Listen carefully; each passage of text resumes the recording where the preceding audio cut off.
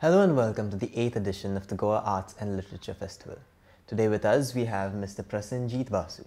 Mr. Prasenjit is a senior economist at multiple companies and has appeared as an independent commentator on several high-profile news channels such as BBC, NDTV Profit, CNBC and many more. Welcome, sir. Thank you. Good to be here. So, sir, your book, Asia Reborn, A Continent Rises from the Ravages of Colonialism and War to a New Dynamism, was launched a while ago. Could you tell us a bit more about this book? Well, it's a book about the modern political and economic history of the whole of Asia. So I cover everything from Turkey, Iraq and Iran to the Indian subcontinent, Southeast Asia, China, Japan and Korea, as well as the Central Asian states that were formerly part of the Soviet Union. So the whole of Asia in one book is something that really hasn't been done before. And I think by looking at the whole region, we begin to understand India's own trajectory a lot better, because India did quite poorly economically in particular relative to the rest of the region, and I try to explain why that is. So a book on the whole Asia, that's quite big. What inspired you to write such a book? Well, first of all, I was struck by the fact that the parts of Asia that were ruled by Japan are the most prosperous. So you find that Taiwan, which Japan ruled for 50 years, is really, in 1950, it was the most prosperous part of Asia, it was the most industrialized, and it remains so today. The only parts of China that were ruled by Japan are today the industrialized parts of China. Korea, of course, was ruled by Japan for 35 years, and it is a successful developed economy today. By contrast, the parts of Asia that were ruled by Britain the longest are the poorest. So my book looks into why this is the case, and it also analyzes why it is that that India in particular fell behind the whole of East Asia, and also how Japan helped incubate nationalism and a sense of national identity in the other places that it ruled for shorter periods. So in Indonesia, they introduced Bahasa Indonesia into the schools during the 3.5 years that they were there. They introduced Tagalog into the schools in the Philippines. So really Japan played a vital role in holding back the tide of European colonialism that had swept across Asia for about 2 centuries. And because Japan stood up, Asia is free. Now the other aspect of it is that in Southeast Asia, I found that every family in Singapore, Malaya, what is now Malaysia, in Indonesia, there are fewer Indian families, but every Indian family in Southeast Asia had at least one member who joined the Indian National Army or the Azad Hind Fauj to fight for our independence. So I looked into that in more detail. And what is now clear to me is that the only reason why India got its independence is not because of ahimsa or non-violence, but because the INA undermined the legitimacy of British rule and undermined the loyalty of the British Indian Armed Forces, which resulted firstly from the INA trials in November 1945. There was an upsurge of patriotism in India in November, December 1945 and January 1946, which eventually led to a mutiny in the Royal Indian Air Force. 5,200 men of the Royal Indian Air Force mutinied in January 1946, and almost the entire Royal Indian Navy mutinied in February 1946. That is what forced the British to leave India. Without that, the British would still be ruling us. So this is a forgotten aspect of India's history that really needs to be told, and I've told the story in this book. So a book on the whole of Asia must have taken a lot of time and effort. So how exactly did you go around sourcing your information? Did you actually visit the places? Of course, I've visited all of Asia. I have visited many of the sites that are of relevance to India as well, of course. And I've been gathering material for the last 20 years. So it's taken me about 20 years to fully understand the story. And so I have a really thick book. It's 680 pages. Actually 634 pages without notes. If you add in the notes and the bibliography, then it comes to 680 pages. But I would strongly recommend that all Indians, especially the youth of India, need to read this book to understand India's place in Asia and the world, and to really understand the true story of how we got our freedom. In an interview, you had said that Nehru was responsible for the disaster of 1962. But do you feel it's right to blame one man for a disaster when the country was a mere 15 years old? Well, there is much more that Nehru needs to be blamed for, but let's just talk about 1962 first. Now, what happened was that in both the First and Second World Wars, everywhere in Asia that the British fought, it was the Indian Army that was fighting. And not just that, in the Opium War of 1839 to 1842, it was the Indian Army that fought on Britain's behalf. In the Boxer Rebellion of 1900 in China, it was the Indian Army that fought on Britain's behalf.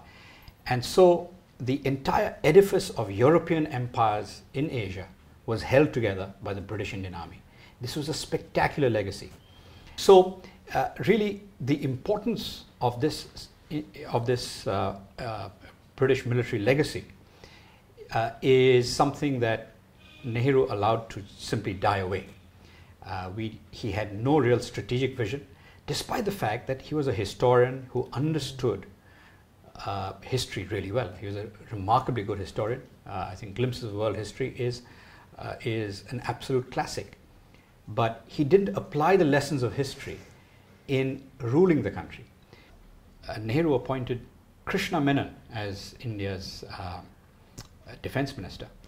And Maulana Azad, who was education minister at the time, has written in his book that all other leaders of Congress, including Gandhiji when he was alive, felt that Krishna Menon was a man who could not be trusted. He was a communist fellow traveler, and he should never have been appointed to the cabinet, leave alone defense minister. Yet Krishna Menon was appointed defense minister, and in 1957-58 it emerged that China had built a road through Indian territory in an area called Aksai Chin, which is more than half of Ladakh. They had built a road through Indian territory, and Nehru and his government knew nothing about this. Then, of course, right through the 1950s, first of all, China invaded Tibet, which has always been a separate country. Tibet was never a part of any Han Chinese ruled dynasty in China. When China invaded Tibet in 1950, October 1950, Nehru said nothing. The Americans wanted to prevent it, but Nehru let it happen. And eventually, he allowed the Indian military to waste away, denied it proper equipment, denied it the ability to defend the borders of India. And in 1962, you had the disaster of the war that India could easily have won if India had used its air force. It had superior air force relative to China, but Nehru behaved as if a disaster had struck India. He in fact announced more or less that he was willing to abandon the northeast. And then he was just lucky that China decided, after more or less taking what is now Arunachal Pradesh, large parts of Assam and bits of Nagaland, that they would withdraw. They withdrew, but the wound of 1962 remains. So I think there is a lot to blame Nehru for. So would you say that the Indian Army today is not what it was, not the glamour, it does not have the glory that it had many years back? Well, I think the Indian Army is still a very respectable institution. It has a great deal of strength, and the fact that in Doklam recently India demonstrated its resolve is a remarkable difference to the situation in the 1950s when we allowed China to run roughshod over Aksai Chin. But I also find it remarkable that India is the only country that wins a war and then gives up all the gains of the war immediately afterwards. So if you think about the 1965-66 war against Pakistan, India had gained a great deal of territory in Punjab. It had gained some territory in Jammu and Kashmir, in the Pakistan occupied side of Kashmir. Yet at Tashkent in January 1966, apparently India gave it all back. Not only did it give it all back, but 9 hours after it had been given back, the Prime Minister who supposedly signed this document died. And we still don't know under what circumstances Lal Bahadur Shastri died. So we fight wars, we win them, and then we give it all back, which no other country ever does. So I think the purpose of having an army is often wasted by our politicians. Sir, so since this is the first time at the Goa Arts and Literature Festival, what are you looking forward to at this festival, and how has your experience been so far? It's a wonderful festival. I've met some remarkable writers here. It's wonderful to see all the poets and to come across their great works. And in fact, I came across somebody who is doing work on Tibetan literature. And Tibet, of course, is a long-standing ally of India throughout, not just the last century. I would say Tibet and India have cultural ties going back at least 1300 years. And in fact, the work that this poet does is with one of the finest novelists of Tibet, writing in English, Dr. T.Y. Pemba, who I know rather well from my childhood in Darjeeling, because he was the finest doctor in Darjeeling district, and he was a wonderful man. I serendipitously ran into the writer who has brought his work to life here at GALF. So it's a great place to be, and I must congratulate the organizers for putting up a marvelous event. Yeah.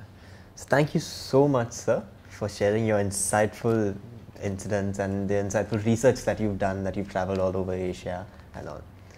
So that was Mr. Prasenjit Basu at the 8th edition of the Goa Arts and Literature Festival here at the International Centre Goa.